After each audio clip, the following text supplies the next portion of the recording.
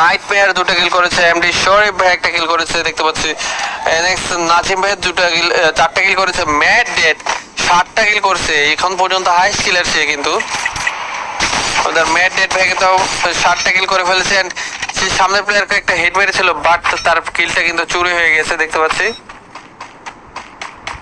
Squad room please. আচ্ছা next ম্যাচে আমরা স্টার্ট করার আগে আমরা একটা পোল দেব, সোলো স্কোয়াড নাকি ডুও বানাবো, ঠিক আছে? সবাই ওরা যারা সাবস্ক্রাইব আর লাইক কমপ্লিট করে দাও, আমাদের 24টা লাইক হয়ে গেছে, 30টা লাইক কমপ্লিট করে দাও এন্ড চ্যানেলে যারা নতুন আছে সাবস্ক্রাইব করে দাও। এলাইভ 18 এ চলে আসছে সিফাত ওয়াইটি বাই এলাইভ এন্ড তারে দেখতে পাচ্ছে 2টো কিল, সে একটা sniper and AP 40 combination use করতেছে।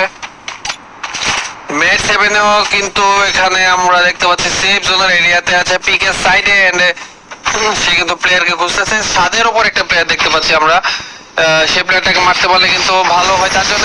ভালো করছে ভাইয়া, মায়া গেমিং তাকে মেরে দিছে, ভালো করছে। পুশ করতেছে, পুশ করতে মানা করছি না, এসব ছাদে উঠে পুশ করতেছে, এটা কি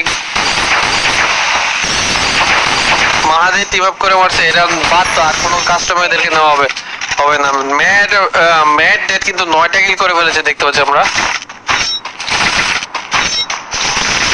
13টা কিল ডান এন্ড সে কিন্তু মুভমেন্ট আগে যাচ্ছে প্লেয়ার মাইরে, একটা ফর্মে আছে সে।